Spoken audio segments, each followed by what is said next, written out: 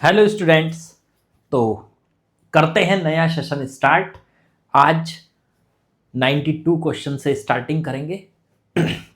चल क्या रहा है, चैप्टर नंबर 4 चल रहा है आपका 12th वाला, और इसके हम 91 क्वेश्चन तक कर चुके हैं, जिसमें कि हमारे शुरुआत में थियोरेटिकल क्वेश्चन, उसके बाद न्यूमेरिकल क्वेश्चन, हर टाइप के क्वेश्चन, ज़्यादातर कंसेप्ट के क्वेश्चन हमने कवर किए थे। फिर उसके बाद अभी लेटेस्ट के आए हुए आपके जेई मेंस वाले सवाल किए हमने, और अब नीट वाले क्वेश्चंस की बारी है। ये लास्ट में बस नीट के क्वेश्चन रह रहे हैं।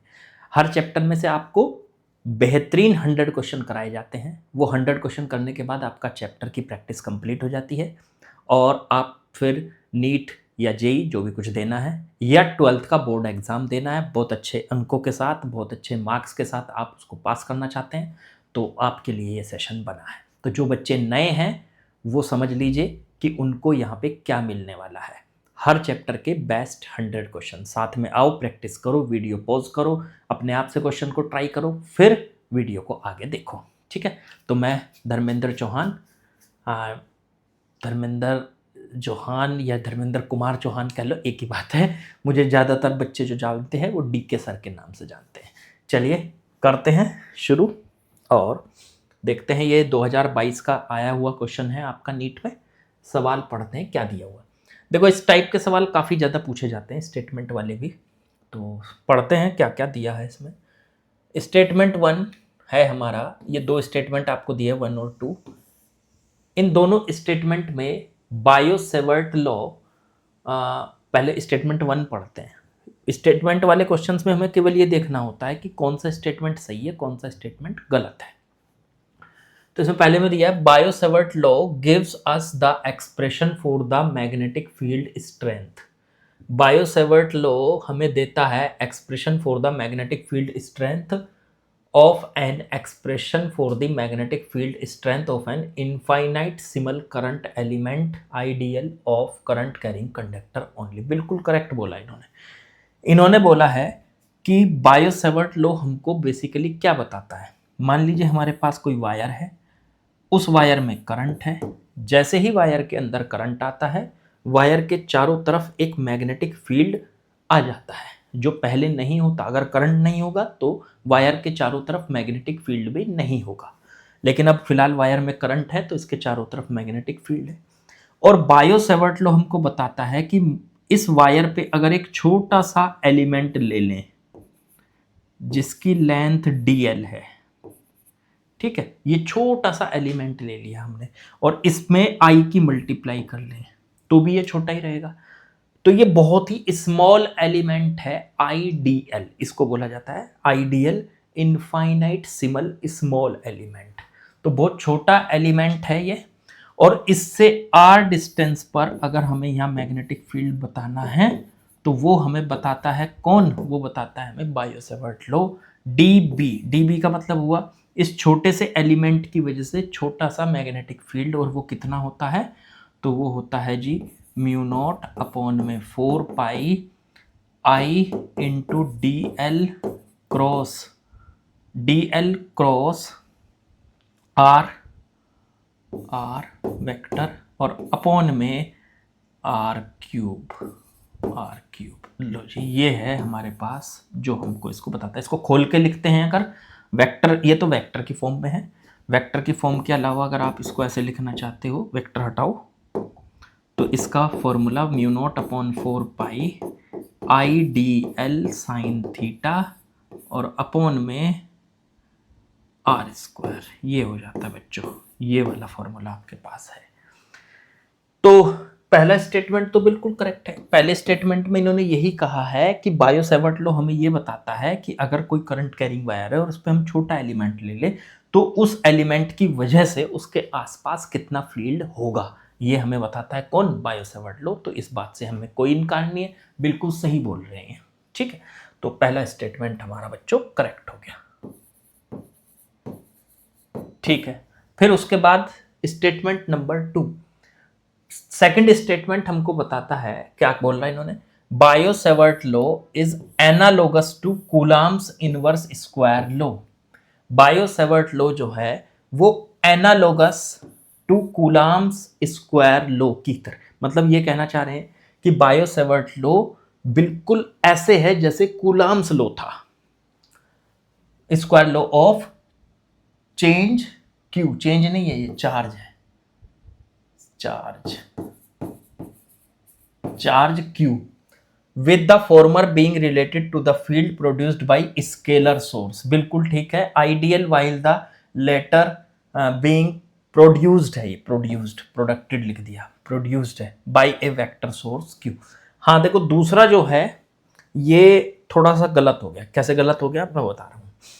दूसरे में कहा है इन्होंने कि ये जो बायो-सेवर्ट लॉ ये बिल्कुल उस तरह का है जिस तरह कूलाम्स लॉ था।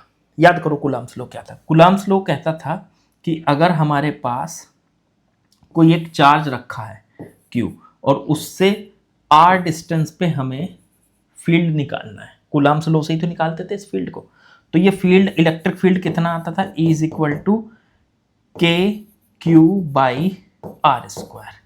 तो ये वाला फॉर्मूला और ये वाला फॉर्मूला जो है ये कह रहे हैं कि ये लगभग एक जैसे हैं, मतलब एनालोगस का मतलब वो बिल्कुल एक जैसे, थोड़ा सा फर्क है, एकदम एक जैसे नहीं है। पहले कांस्टेंट आ रहा है इसमें के, तो ऐसे ही कांस्टेंट इसमें भी आ रहा है सर म्यू नॉट अपॉन 4 पाई। चलो बात ठीक है आपकी। इसमें चार्ज आ रहा है क्यू, हाँ, लेकिन इसमें मतलब ये इलेक्ट्रिक फील्ड किसकी वजह से, इस चार्ज की वजह से। लेकिन इस वाले लॉ में ये जो मैग्नेटिक फील्ड है ये किस वजह से है, इस करंट एलिमेंट की वजह से। ये छोटा एलिमेंट जो लिया है आपने इस पे आईडीएल, इस करंट एलिमेंट की वजह से मैग्नेटिक फील्ड है। अब करंट एलिमेंट जो है वो तो है वेक्टर क्वांटिटी, क्योंकि डीएल के ऊपर देखो वेक्टर लगा हुआ है, ये तो है वेक्टर क्वांटिटी, और जो ये चार्ज है ये है स्केलर क्वांटिटी। तो आप ये कह सकते हो कि यहां पे जो मैग्नेटिक फील्ड निकाल रहे हो वो तो इस वेक्टर एलिमेंट की वजह से यहां निकाल रहे हो, लेकिन यहां पे जो इलेक्ट्रिक फील्ड निकाल रहे हो वो किसकी वजह से, वो एक स्केलर मतलब चार्ज की वजह से यहां निकाल। यहां पे वेक्टर एलिमेंट की वजह से मैग्नेटिक फील्ड निकाला जाता है और यहां स्केलर एलिमेंट की वजह से इलेक्ट्रिक फील्ड निकाला है। दोनों में बस एक यही फर्क है, और यही दिया इन्होंने कि ये एनालोगस है, मतलब ये इसके जैसा है, हाँ इसके जैसा है पर एक फर्क है। तो जब फर्क है तो एनालोगस नहीं बोलेंगे आप उसको। एनालोगस का मतलब होता है बिल्कुल सेम, एक जैसा। तो यहां पे सेम नहीं बन रहा, तो ठीक है, कूलाम्स लॉ से इलेक्ट्रिक फील्ड निकाला जाता है और आपका बायो-सेवर्ट लॉ से मैग्नेटिक फील्ड निकाला जाता है। दोनों में डिफरेंस आ गया, दोनों अलग अलग हो गए। कूलाम्स लॉ से इलेक्ट्रिक फील्ड और इससे मैग्नेटिक फील्ड निकालने में छोटा सा डिफरेंस है।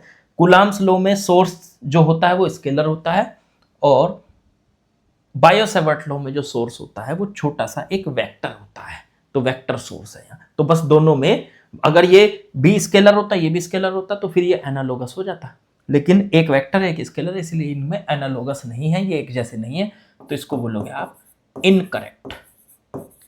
तो ये बोला जाएगा बच्चों इनकरेक्ट, इसलिए हमारा ऑप्शन हो जाएगा statement 1 is correct and 2 is incorrect, option number B. तो आसान सा सवाल था, कोई ज्यादा कहानी इसमें नहीं थी जो समझ में ना आए। चलिए बच्चों, उसी का सेकंड पार्ट, ये भी नीट का ही आया हुआ क्वेश्चन है 2022 का। वहां पे ये दोनों सवाल अलग अलग थे, लेकिन यहाँ पे मैंने पार्ट बना के इसलिए डाल दिया क्योंकि फिर क्वेश्चन 100 से ज़्यादा हो रहे थे, तो उनको पार्ट्स में ABC करके डाल दो।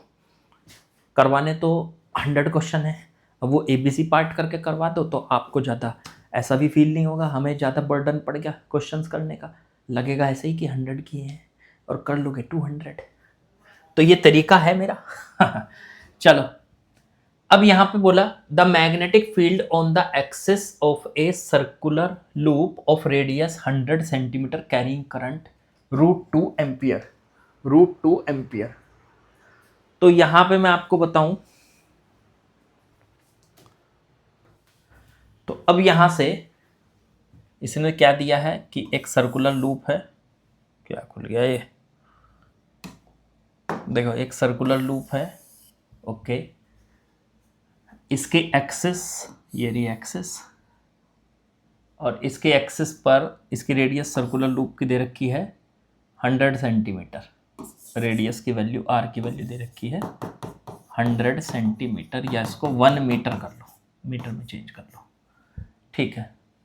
करंट इसके अंदर का आई, जो इसके अंदर करंट दे रखा आई, उसकी वैल्यू दे रखी है √2 एम्पियर। ओके। अब इसने at a point 1 metre away from the centre, इससे 1 मीटर दूर, सेंटर से 1 मीटर दूर यहाँ पे फील्ड बताना है कितना होगा। फॉर्मूला, बस फॉर्मूला याद होना चाहिए, बच्चा क्वेश्चन है फिर तो ये कुछ भी नहीं है। तो चलो फॉर्मूला लिखवाते हैं आपको।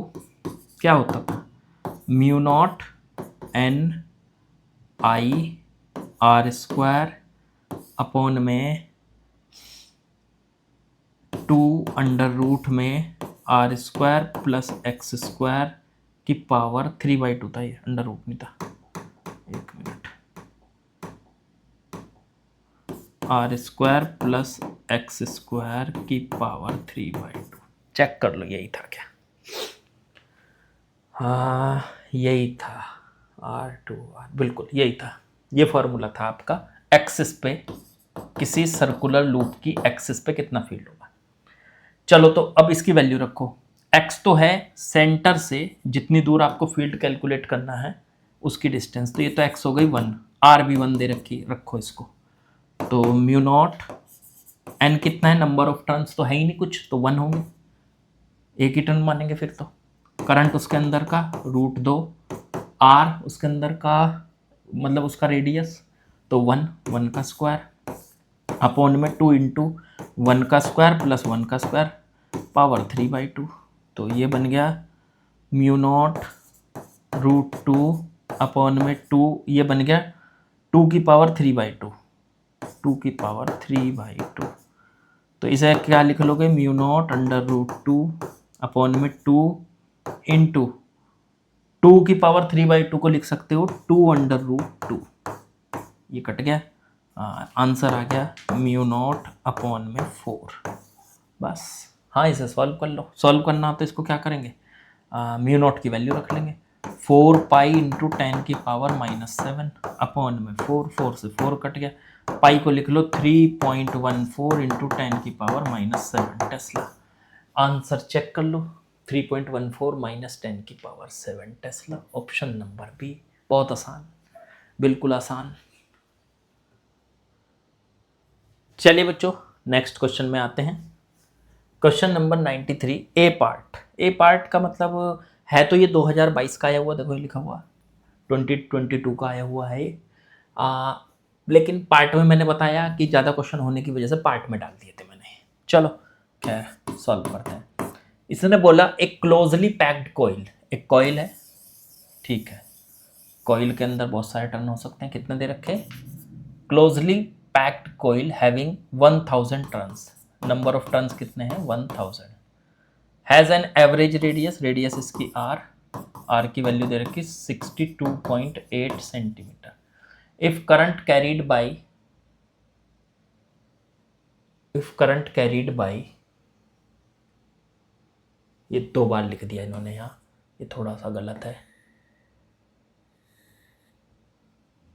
If the current carried by the coil is, यहाँ तक ये थोड़ा सा गलत लिखा हुआ है, ये हटा दो।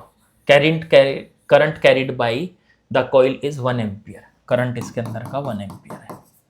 Okay, the value of magnetic field produced at the centre of the coil, तो सेंटर पे इसके मैग्नेटिक फील्ड बता रहे हैं। यार बच्चा क्वेश्चन है, तो किसी भी कॉइल के सेंटर पे मैग्नेटिक फील्ड का formula mu naught I upon 2r, अगर उसमें n टर्न्स हैं तो इनटू में n भी कर दो, तो म्यू नॉट की वैल्यू तो वो हो गई 4 पाई इंटू 10 की पावर -7, i इसके अंदर का current 1 ampere, number of turns 1000 और अपॉन में 2 इंटू आर, रेडियस हो गई 62.8 सेंटीमीटर है, 10 की पावर -2 कर दो, मीटर में चेंज कर दो, मीटर में चेंज कर दो, 62.8 सेंटीमीटर है ना, तो मीटर में चेंज कर दिया इसको। चलो अब कट करो इसको, कौन किससे कट रहा है, एक काम करो 2 से इसको काट लो, 2 इंटू पाई की वैल्यू 3.14, ये पॉइंट हटाओ, ये चलो लिखा रहे, चलो हटा ही लो, ये 10 हो जाएगा और इंटू 10 की पावर -2 है, ऊपर जाके +2 हो जाएगी, +5 हो जाएगी, -7, तो 10 की पावर ऊपर -2 बचेगी। -7 और +5 से ये बचेगी, ये कट गया, ये कट गया, ये कट गया, ये कट के ये आ गया। अच्छा, ये इंटू में 10, ये वाला 10 लिख दिया मैंने यहाँ, और अपॉन में 6 to 8 ये आ गया। पॉइंट हटाओ, यहाँ पे 100 से मल्टीप्लाई कर लो, तो भाई इससे इसको काटेंगे 2 बार कटेगा, 2 से 2 कट गया, 10 की पावर -2, 1 0 कट गई, 10 की पावर -3 टेस्ला आ गया। Option number A. बहुत ही बच्चा सवाल, कुछ नहीं था इसमें। चलिए बच्चों, नेक्स्ट क्वेश्चन पे आ गए। ये कब आया? ये भी 2022 का ही सवाल है। सवाल समझते हैं क्या दिया। From ampere circuital law for a long straight wire of circular cross section carrying a steady current the variation of magnetic field inside and outside region of the wire. अरे ये तो बहुत बार करा दिया मैंने। मान लो मेरे पास मोटी सी वायर है, थिकनेस उसकी ज़्यादा है, ये उसकी बिल्कुल सेंटर लाइन में, इससे बाहर कितना फील्ड होगा? ये वायर है बहुत बड़ी, मैंने तो यहाँ पे इसको क्रॉस सेक्शन दिखा था, पर ये ऊपर भी है वायर, ऐसे ऊपर तक है वायर, इनफाइनाइट तक। तो सेंटर से बाहर जितना फील्ड होता था उसका फॉर्मूला होता था μ0I/2 और यहाँ से यहाँ तक की डिस्टेंस ये r। ठीक है, आउटसाइड बाहर की तरफ, और अंदर की तरफ ये जो फील्ड होता था अंदर, ये भी अगर r डिस्टेंस ले लूँ मैं, तो ये अंदर का फील्ड जो होता था B = μ0I/2 r, capital R इसकी रेडियस ले लो, r² × स्मॉल r। ये तो ये अंदर का फील्ड, ये बाहर का फील्ड। अच्छा ध्यान दो, बाहर का फील्ड B आउटसाइड, वो तो 1/r के प्रोपोर्शनल है, और जो अंदर का फील्ड है देखो, ये तो सब कांस्टेंट है, तो वो अंदर का जो फील्ड है इनसाइड, ये r के प्रोपोर्शनल है। बस हो गया काम। तो इसमें से देखो, पहले वाले में तो इनसाइड, पहले अंदर की बात कर रहा है, अंदर की, तो अंदर तो r के प्रोपोर्शनल है, तो ए लीनियर इंक्रीजिंग फंक्शन, हाँ ठीक है, ये भी of distance up to boundary of wire and then linearly decrease, ये गलत हो गया। अंदर तो लीनियर है, लीनियर का मतलब होता है r की 1 पावर पे डिपेंड करने वाला, तो अंदर तो ये r की 1 पावर के प्रोपोर्शनल है, लेकिन बाहर तो उसके इन्वर्सली प्रोपोर्शनल है ना, तो ऑप्शन वो होगा सही जिसमें इन्वर्सली प्रोपोर्शनल लिखा होगा बाद में। पहले लीनियरली इंक्रीजिंग, ठीक है, function of distance r up to boundary wire and then decreasing 1 with 1/r dependence, हाँ ये ठीक है, तो ऑप्शन नंबर बी करेक्ट हो गया। आगे पढ़ने की जरूरत ही नहीं, पढ़ भी लो चलो, पर ये करेक्ट हो गया। चलो चलिए नेक्स्ट क्वेश्चन पे आते हैं, क्वेश्चन नंबर 94 का ए पार्ट। इसने कहा था shape of the magnetic field lines due to infinite long straight current carrying conductor. मान लीजिए ये हमारे पास एक करंट कैरिंग कंडक्टर है, मतलब एक वायर जिसमें करंट है, इसके जो चारों तरफ मैग्नेटिक फील्ड की लाइनें होती हैं उनकी शेप क्या होती है? तो इनके, ये तो हमें पता होना चाहिए। इनकी शेप ऐसे होती है, सर्कुलर, फिर ऐसे बाहर, सेंटर, ये इस तरीके से सर्कुलर लूप्स की फॉर्म में, इसमें ये जो है मैग्नेटिक फील्ड घूमता रहता है ऐसे चारों तरफ। अगर वायर में करंट की डायरेक्शन में हम अपना थंब रखें, वायर में करंट की डायरेक्शन में थंब और अपनी फिंगर घुमाएं, तो ये जो फिंगर घूमेंगी ये डायरेक्शन देंगी मैग्नेटिक फील्ड लाइंस की, तो ये मैग्नेटिक फील्ड लाइंस की ऐसे डायरेक्शन बन रही है, तो आंसर हो जाएगा इसका सर्कुलर। बच्चे क्वेश्चन बीच में, तो ये नीट को ज़्यादा आसान कर दिया था इन्होंने, इतना आसान नहीं होना चाहिए पेपर। इस बार 2025 का सब क्वेश्चन पेपर आया है, अच्छा आया है। चलो अगले सवाल पे आते हैं। चलिए नेक्स्ट क्वेश्चन पे आ गए बच्चों हम। अगला क्वेश्चन क्या कह रहा है? A long solenoid of radius 1 mm has 100 turns per mm. If a current flows in solenoid, the magnetic field strength at the center. If a current flows in the solenoid, ये थोड़ा सा गलती हो गई यहाँ पे, ये जो करंट है, करंट की वैल्यू नहीं दी इन्होंने। लॉन्ग सोलेनॉइड है, इसकी रेडियस दे दी, 100 टर्न्स दे दिया आपको, ठीक है, पर mm। यहाँ पे मिस्टेक कर दी इन्होंने थोड़ी सी। ये जो करंट है, करंट कितना है, एक करंट और उसके बाद उसकी वैल्यू होती फ्लोज इन द सोलेनॉइड, और तब जाके आप इसको निकाल पाते है। ये बिल्कुल आसान, इसको देख लेना एक बार, 2022 का ही सवाल है, नेट से आप इसको ले सकते हो। सोलेनॉइड के अंदर कितना फील्ड होता है बी, ये कैलकुलेट करना है। उसका फॉर्मूला है म्यू नॉट एन आई। म्यू नॉट की वैल्यू पता है, करंट इसके अंदर का आपको पता करना पड़ेगा। नेट पे देख लेना इस सवाल को और इस फॉर्मूले को लगा देना, आंसर आ जाएगा। बिल्कुल आसान है, ठीक है। देख लेना यहाँ पे थोड़ी सी मिस्टेक हो गई, मतलब जिन्होंने ये बनाया है, टाइपिंग की है, तो टाइपिंग में उनसे रह गया होगा ये। चलो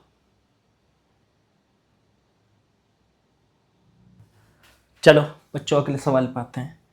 95 ए पार्ट, जरा देखते हैं क्या दिया है। Two very long straight parallel conductors A and B carries current 5 ampere and 10 ampere respectively and are at distance of 10 centimetre.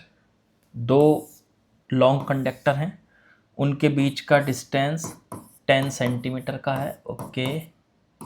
और दोनों में करंट चल रहा है, एक में 5 एम्पियर और दूसरे में 10 एम्पियर, ठीक है,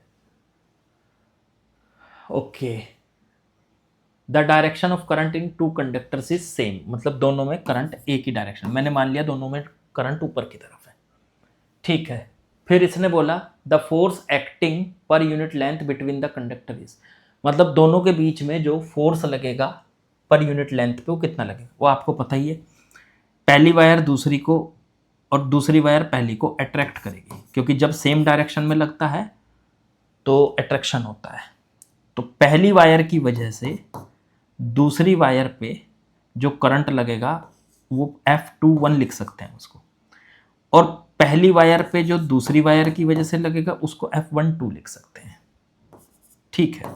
तो इसकी वैल्यू पर यूनिट लेंथ कितनी होती है उसके लिए फॉर्मूला है, हैं दोनों सेम, ये भी F होगा और ये भी F होगा, वैल्यू सेम होगी इनकी, बस डायरेक्शन अलग अलग होगी, अट्रैक्शन होगा।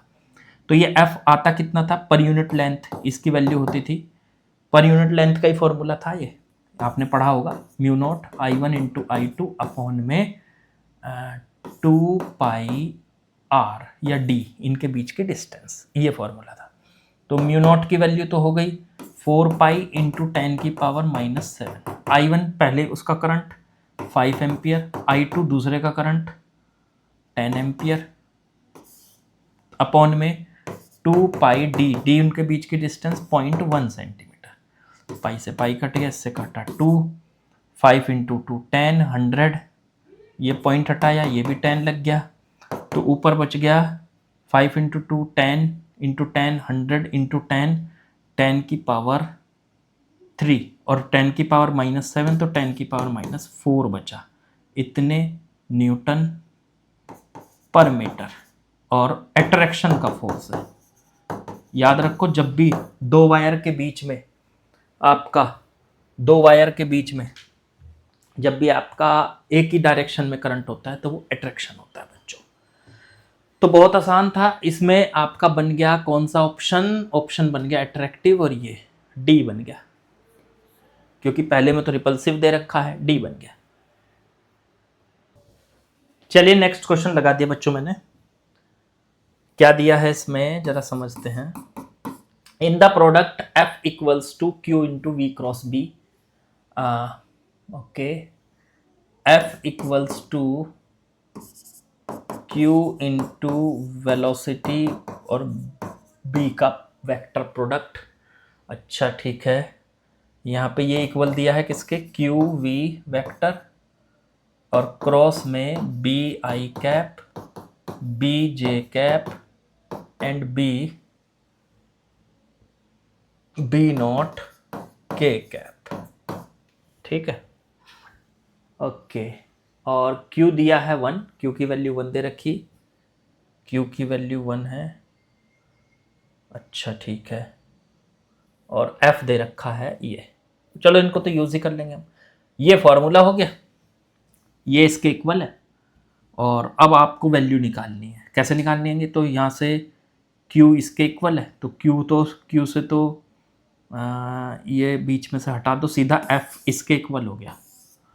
ठीक है, ये बीच में से हटा दो, सीधा एफ इसके इक्वल हो गया। एफ की वैल्यू दे रखी है 4i cap minus 20j cap plus 12k cap, और क्यू की वैल्यू 1 है, और वी वेक्टर कितना दे रखा है, ये दे रखा है आपका 1i कैप, नहीं 2i cap, 2i cap plus 4j cap और प्लस 6k कैप, और फिर इसका क्रॉस है bi cap plus bj cap plus b not k cap.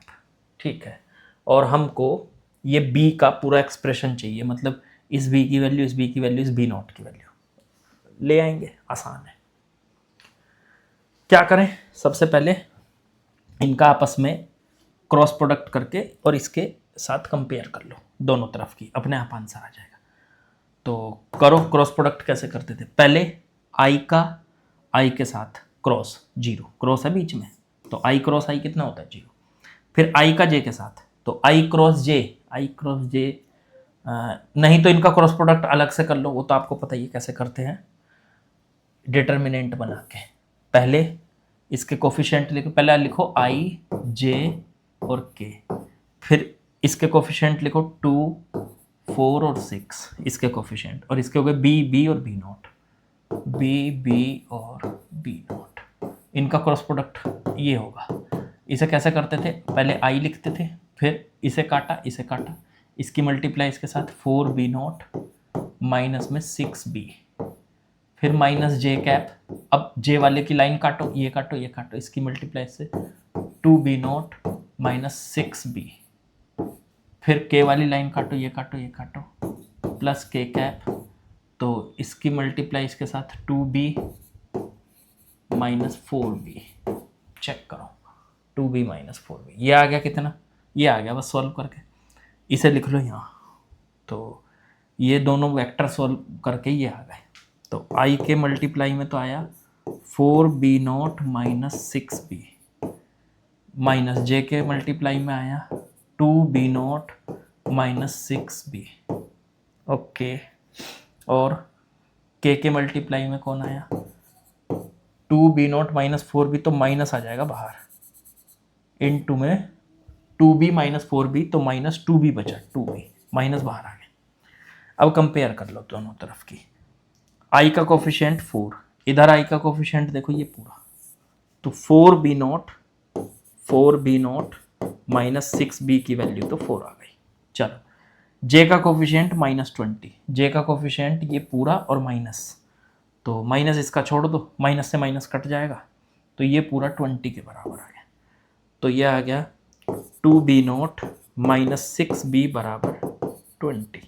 चलो जी आगे बढ़ो, k 12, यहाँ k हो गया माइनस 2b, तो माइनस ये आ रहा ना, तो माइनस का 2b बराबर आ गया 12, b की वैल्यू निकल के आ गई माइनस 6।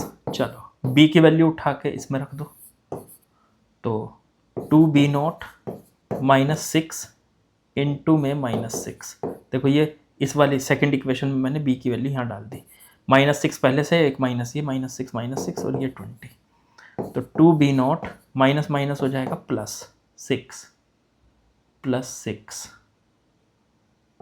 नहीं 36 बराबर 20।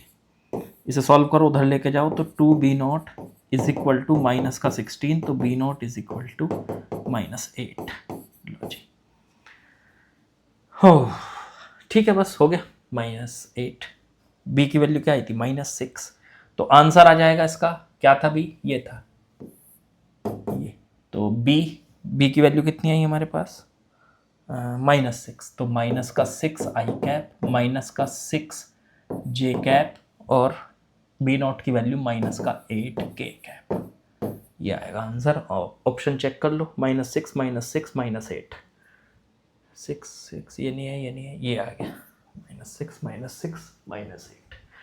तो बिल्कुल आसान सा सवाल था ये भी कुछ खास नहीं है। चलो आगे बढ़ते हैं।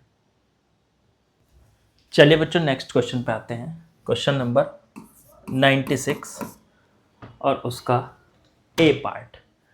क्या बोला इसमें, a uniform conducting wire of length 12a and resistance r is wound up as a current carrying coil in the shape of an equilateral triangle of side a. फिर second, square of side magnitude dipole moment in each case. बहुत आसान है। इसने कहा कि एक wire है जिसकी पूरी लेंथ है 12 है। पहले तो उसको हमने उसको किस शेप में मोड़ा, इक्विलेटरल ट्राइंगल की शेप में मोड़ा, हाँ, उससे कोयल बनाई, ठीक है। अब देखो टोटल लेंथ कितनी है इसकी, 12 है, तो एक साइड की लेंथ कितनी हो जाएगी, 4a 4a एंड 4a, क्योंकि टोटल मिला के 12 हो जाएगी। फिर इसको क्या बनाया, स्क्वायर बनाया। स्क्वायर के हिसाब से इसकी साइड लेंथ कितनी हो जाएगी, ये टोटल लेंथ इसकी कितनी है 12 है, तो 3a 3a 3a 3a, तो 12a हो गई। और बस इसका जो है डाइपोल मोमेंट निकालना। पहले इसका डाइपोल मोमेंट निकाल लो m1। डाइपोल मोमेंट का फॉर्मूला करंट इनटू एरिया। तो करंट कितना है इसके अंदर I, और एरिया कितना हो गया, इक्विलेटरल ट्राइंगल का एरिया क्या होता है, √3/4 इंटू साइड का स्क्वायर, तो 4a का स्क्वायर। और स्क्वायर का एरिया क्या होता है, इसका m2 निकाल लो, वो हो जाएगा करंट इंटू एरिया। करंट वही है I, और एरिया हो जाएगा 3a का होल स्क्वायर। इसे सॉल्व करेंगे, एक 4 से एक 4 कट जाएगा, बाकी एक 4 बचेगा, तो 4√3ia स्क्वायर, और ये हो जाएगा 9ia स्क्वायर। 4√3ia स्क्वायर और 9ia स्क्वायर।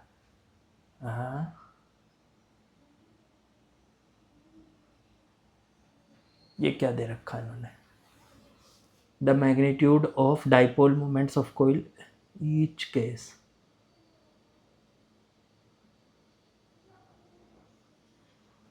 ये तो यार ठीक बैठना चाहिए, an equilateral triangle of side a. ओहो, गलती कर दी थोड़ी सी, हमने समझने में भूल कर दी। इन्होंने ये कहा था कि इससे कॉइल बनाई पर साइड ए की बनाई, ओह सॉरी, समझने में भूल हो गई, तो इसे दोबारा करते हैं। तो अब देखो, पहले ए साइड की बनाई, और कितने टर्न्स हो जाएंगे फिर इसमें, 12a टोटल लेंथ है, तो इसमें ए टोटल हो गए 3a, ऐसे ही 12 करना है, तो 4 टर्न आ जाएंगे इसमें, 4 टर्न्स, ठीक है। ऐसे ही स्क्वायर बनाओगे तो ए 4a हो गया, 4a इंटू में 3 12 हो जाएगा, क्योंकि हमें तो टोटल लेंथ 12 करनी है, तो इसमें 3 टर्न्स आ जाएंगे। अगर आपको ये 12a जो इसकी वायर की लेंथ है उससे ए साइड का स्क्वायर बनाना पड़े तो उसमें 3 टर्न्स आएंगे, और अगर उससे इक्विलेटरल ट्रायंगल बनाना पड़े तो उससे 4 टर्न आएंगे। तो चलो इसमें अब वही करंट इनटू एरिया करके, तो ठीक है, मैग्नेटिक मोमेंट m का फॉर्मूला होता है करंट इनटू एरिया, और अगर उसमें टर्न्स भी हो तो n से मल्टीप्लाई नंबर ऑफ टर्न से। नंबर ऑफ टर्न इसमें कितने, 4। करंट I हो गया, एरिया हो गया 3/4 इंटू में a स्क्वायर, साइड का स्क्वायर, 4 से 4 कट गया, आंसर आ गया √3ia स्क्वायर। √3ia स्क्वायर बस एक ही ऑप्शन है, अगला निकालने की जरूरत ही नहीं, फिर भी निकालना चाहो निकाल लो। ये m डैश कह दो इसका, NIA, n कितना इसमें 3, current I, area a square, तो 3ia स्क्वायर, ये आ गया आपका ऑप्शन, ऑप्शन नंबर 2। एकदम आसान सा सवाल। चलो भाई बढ़ते हैं आगे। चलो भाई अगले क्वेश्चन में चलते हैं, क्या बोला है जरा देखते हैं। An infinitely long straight conductor carries a current 5 ampere. एक कंडक्टर है, मतलब वायर है, उसके अंदर 5 एम्पियर का करंट है, ऐसा बोला है। An electron is moving with a speed 10⁵ metre per second parallel to conductor, इसके पैरेलल जा रहा है ये, ठीक है। The perpendicular distance between the electron and the conductor is 20 centimetre, ये दे रखी है, ठीक है। इस इलेक्ट्रॉन, ये इलेक्ट्रॉन है यहाँ, इस इलेक्ट्रॉन के और कंडक्टर के बीच में या इस वायर के बीच में 20 सेंटीमीटर की डिस्टेंस है। Calculate the magnitude of force experienced by the electron at that. बहुत ईजी। एक बात बताओ, इस इलेक्ट्रॉन पे कितना फोर्स लगेगा इस वायर के? पहले तो ये सोचो कि इस पे फोर्स लगेगा क्यों, क्योंकि वायर में है करंट।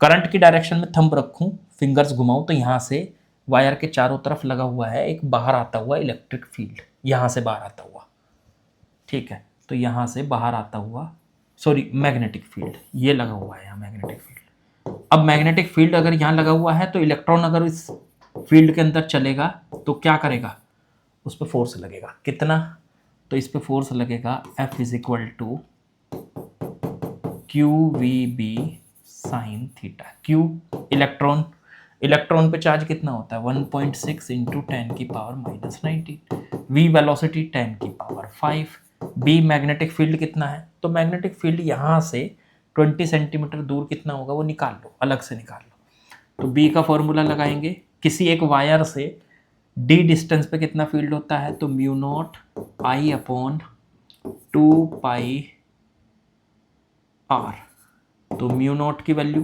4 पाई इंटू 10 की पावर माइनस 7, आई इसके अंदर का करंट 5 अपॉन में 2 पाई आर, आर हो गया 20 सेंटीमीटर, 0.2 लिख लो इसको, तो पाई से पाई कट गया, 2 से इसको 2 को काट दो, पॉइंट हटाओ, 10 इस 2 से ये 2 कट गया, तो आंसर आ गया 5 इंटू 10 की पावर माइनस 6, ये आ गया बी का वैल्यू, उठा के यहाँ रख दो, 5 इंटू 10 की power minus 6 into sine theta. अब देखो मैग्नेट, इसमें इलेक्ट्रॉन की डायरेक्शन वेलोसिटी की ये है और मैग्नेटिक फील्ड बाहर की तरफ है, ये रहा, तो दोनों के बीच में एंगल 90 डिग्री, तो साइन 90, साइन 91 हो गया। चलो मल्टीप्लाई कर लो इसकी, 5 इंटू 6 1.6, तो ये बन गया 8, 10 की पावर माइनस 6 और माइनस 10 की पावर माइनस 20 बन गया, माइनस 6 प्लस 5 माइनस 19, तो 10 की पावर, आंसर आ गया 8 इंटू 10 की पावर माइनस 20, मतलब ये इतने न्यूटन, ऑप्शन नंबर 1। बहुत इजी सा सवाल। चलो अगले सवाल पे चलते हैं। चलिए बच्चों नेक्स्ट क्वेश्चन पे आते हैं, क्वेश्चन नंबर 97। ये तो बहुत इजी सा सवाल है, डायरेक्ट बताया जाता है जब आपको थ्योरी पढ़ाई जाती है इसकी। इसने कहा ए थिक करंट कैरिंग केबल, एक करंट कैरिंग केबल है, आर रेडियस है उसकी, कैरिंग करंट आई, तो एक मोटी सी केबल ले लो और करंट उसके अंदर चल रहा है आई, ओके, ये उसकी सेंटर लाइन है, उसकी एक्सिस कह सकते हो आप, और variation of magnetic field, magnetic field उसका कैसे वेरी करता है, तो हमें इसके अंदर का फील्ड कितना होता है, सरफेस पे कितना होता है, बाहर कितना होता है, ये सब पता है। अंदर का जो फील्ड होता है इसके यहाँ से लेके यहाँ तक, वो बी प्रोपोर्शनल होता है डिस्टेंस के, और जो बाहर सरफेस पे फील्ड होता है वो होता है B equals to mu naught I upon 2 pi R, capital R, वो है इसकी रेडियस, और जो बाहर का फील्ड होता है B, वो इनवर्सली प्रोपोर्शनल होता है आर के। तो अगर इसका ग्राफ बनाया जाए तो ग्राफ देखो कैसे बनेगा, सेंटर पे बिल्कुल यहाँ फील्ड 0 और फिर आर के प्रोपोर्शनल है, तो ये ग्राफ बना यहाँ से, क्योंकि जब आर के प्रोपोर्शनल होता है तो स्ट्रेट लाइन का ग्राफ होता है ऐसे। फिर इसके बाद यहाँ पे जाके ये फील्ड हो गया मैक्सिमम सरफेस पे, और फिर 1/r के प्रोपोर्शनल है तो इन्वर्सली प्रोपोर्शनल है, तो ऐसा ग्राफ बनता है B inversely proportional to R। तो ये डायरेक्ट बताया जाता है, डायरेक्ट थ्योरी में जब आपको समझाया जाता है तो ये ग्राफ भी लिखवाया जाता है। तो ऑप्शन नंबर डी हमारा करेक्ट है। तो अंदर का जो फील्ड है वो किस तरह से बदल रहा है, उसका ग्राफ क्या होता है, डायरेक्ट याद होता है वैसे ये सबको। चलो जी अगले सवाल पे पहुंचते हैं। चलिए भाई नेक्स्ट क्वेश्चन पे आते हैं। ये भी आसान सही सवाल है, बिल्कुल आसान है। दिया क्या है इसमें, ए लॉन्ग सोलेनॉइड 50 सेंटीमीटर उसकी length, having 100 turns, carries a current 2.5 ampere, ठीक है। The magnetic field at the centre of solenoid, solenoid के सेंटर पे कितना मैग्नेटिक, तो अगर लॉन्ग सोलेनॉइड होता है तो उसके सेंटर पे जो फील्ड होता है B, वो कितना होता है म्यू नॉट एन आई, रखो म्यू नॉट की वैल्यू 4 पाई इंटू 10 की पावर माइनस 7, ये स्मॉल n क्या है, स्मॉल n है टोटल नंबर ऑफ टर्न्स और अपॉन में उसकी लेंथ, क्योंकि स्मॉल n होता है number of turns per unit length. तो नंबर ऑफ टर्न्स टोटल कितने हैं 100, और लेंथ कितनी है उसकी 50 सेंटीमीटर, 50 सेंटीमीटर को किससे डिवाइड कर दो, 0.5, 100 से मीटर में चेंज कर दिया मैंने, 50 सेंटीमीटर को मीटर में चेंज कर दिया तो 0.5 आ गया। हाँ जी ठीक है, पॉइंट हटाओ और यहाँ 10, इससे काटो 2, तो 200 आ गया, n की वैल्यू 200, तो ये 200 हो गई। फिर इनटू में आई करंट उसके अंदर का 2.5, बस इसकी मल्टीप्लाई कर लो, ये बन गया 5 इंटू 2 20, और 2 0 ये हो गई, और इंटू में पाई इंटू 10 की पावर -7, आप इसे लिख सकते हो 2 पाई इंटू 10 की पावर -4 टेस्ला। पाई की भी वैल्यू रख रखी इन्होंने, 2 इंटू 3.14 इंटू 10 की पावर -4 टेस्ला, तो 6.28 इंटू 10 की पावर -4 टेस्ला। आंसर चेक करो, 6.28 इंटू 10 की power -4 Tesla. Option number D बिल्कुल आसान। यार इतने आसान सवाल हैं नीट के, बस पूछो मत, बहुत इजी। चलो जी 2 क्वेश्चन और रह गए भाई।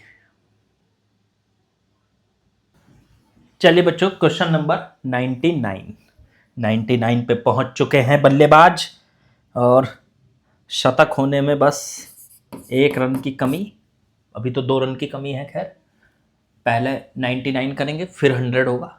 चलिए इसमें बोला ए पार्ट में ionised hydrogen atom and alpha particles, मतलब एक तो हाइड्रोजन एटम है, हाइड्रोजन एटम में क्या होता है, एक प्रोटॉन एक इलेक्ट्रॉन, अगर इलेक्ट्रॉन को बाहर निकाल दें तो वो बन जाएगा H आयन, और इसके पास मास कितना होता है, एक प्रोटॉन का मास मान लो m, तो मास हो गया इसका m, और इस पे चार्ज कितना होता है, एक इलेक्ट्रॉन बाहर निकाल दिया तो प्लस का E चार्ज हो गया इस पे।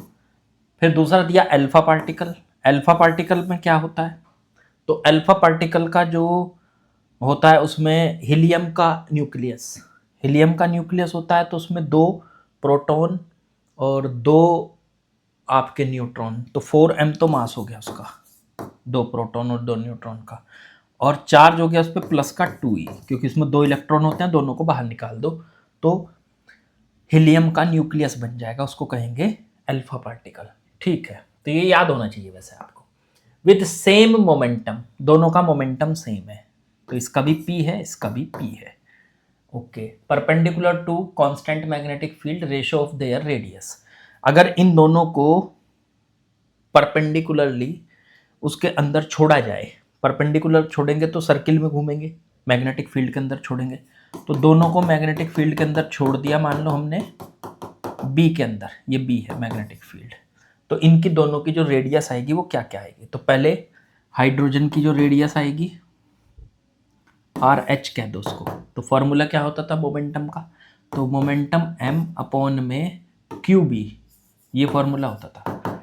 जब भी कोई चार्ज पार्टिकल मैग्नेटिक फील्ड के अंदर जाता है 90 डिग्री पर, तो वो सर्किल में घूमता है, उसकी रेडियस क्या होती है M V upon Q B, M V को लिख लिया हमने मोमेंटम p, तो p upon Q B, Q कितना है इसका, क्यू है भाई साहब इसका E, और मैग्नेटिक फील्ड हो गया B।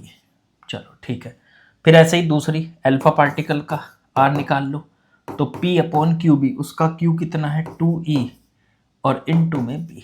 चलो जी, अब दोनों का वो पूछा था ना शायद रेशो, हाँ आर एच और आर अल्फा का रेशो कर दो, रेशो करेंगे तो ये P से P कट जाएगा, E से E कट जाएगा, B से B कट जाएगा, ये 2 पर चला जाएगा, तो आंसर आ जाएगा आपका 2/1, 2:1, ऑप्शन नंबर ए 2:1। चलो जी बी पे आते हैं, B part, a straight conductor carrying current I splits into 2 parts as shown in figure, figure तो दी ही नहीं है। The radius of the circular loop, शायद इसमें आगे दे भी रखी हो, मैंने देखी भी नहीं, एक बार मैं देख लेता हूँ जरा, एक बार, चलो एक बार देख लो जरा फिगर है या नहीं बी पार्ट में।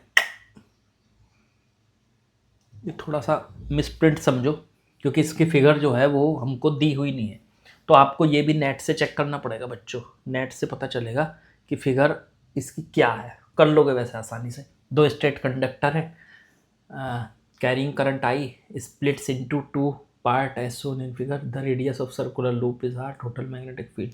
बिना उसके नहीं होगा, जब वो कर लोगे उसी से ही होगा। तो ये आपको इंटरनेट पे चेक करना पड़ेगा, ठीक है, इसकी फिगर क्या है, और फिर तब इसको सॉल्व कर लोगे। वैसे आसान मिलेगा आपको, कहीं अटकोगे नहीं आप, मुझे इतना यकीन है आप लोगों पे, ठीक है। आपको अपने आप पे ना हो चाहे, मुझे है आप पे यकीन। चलो जी अगले सवाल पे चलते हैं, लास्ट क्वेश्चन। चलिए बच्चों लास्ट क्वेश्चन पे आते हैं, क्वेश्चन नंबर 100, और हमारा होने वाला है शतक, century. A cylindrical conductor of radius R carrying a constant current, 2019 का क्वेश्चन है। Plot of magnitude the magnetic field with the distance D. अरे यार अभी तो करके आए ये अभी तो करके आए हैं, अभी ये दोबारा रिपीट हुआ क्वेश्चन, इसका मतलब 19 में आया, और उससे पहले ये देखो ये वाला सवाल था जो अभी ये रहा, ये फिर 2021 में आया ये वाला सवाल, ये वाला ग्राफ था इसका आंसर, ये रहा। सेम यही क्वेश्चन आपका 100 वाला है, देखो ये रहा 100 वाला क्वेश्चन। तो ये ग्राफ हो गया बस इसका, ये आंसर सी पार्ट। तो ये हो गया हमारा चैप्टर कंप्लीट। अब हम मिलेंगे कल नए चैप्टर के साथ, चैप्टर नंबर 5। चैप्टर नंबर 5 भी अच्छा चैप्टर है, पर उसमें से बहुत सारी चीज़ें अब नए सिलेबस के हिसाब से कट चुकी हैं, आपको पता है। तो हम तो नए सिलेबस पे बेस्ड ही सब कुछ करेंगे, जो फिलहाल नीट और जेई का सिलेबस है, और बोर्ड में भी वही सिलेबस है, उसमें भी कोई ज़्यादा डिफरेंस नहीं है। अच्छा, नीट और जेई का तो बिल्कुल सेम सिलेबस है, उनमें तो ज़रा सा भी डिफरेंस नहीं है। बाकी ये हो गया, अब हो जाएगा हमारा कल से नेक्स्ट चैप्टर स्टार्ट, फिर 6 करते रहेंगे पेपर तक, हम सारे चैप्टर निपटाने की कोशिश करेंगे अपने। और लगे रहिए, लगातार करते रहिए प्रैक्टिस, प्रैक्टिस ही सब कुछ देती है, बस ये समझ लीजिए सिलेक्शन आपको प्रैक्टिस देगी। जितनी प्रैक्टिस आप बढ़िया से क्वेश्चंस लगाते जाएंगे, करते जाएंगे, और वीडियो को पॉज करके पहले आप खुद से ट्राई किया करो, और फिर उसके बाद उसका सॉल्यूशन चेक किया करो, ठीक है, आंसर चेक किया करो। तो चलिए बाकी कल मिलते हैं। अगर मेरी एफर्ट अच्छी लगे तो like share subscribe and comment जरूर किया करो। कमेंट करने से ही मुझे फील होता है कि मैं आप लोगों को पढ़ा रहा हूँ और आप लोग पढ़ रहे हैं। चलिए कल मिलते हैं।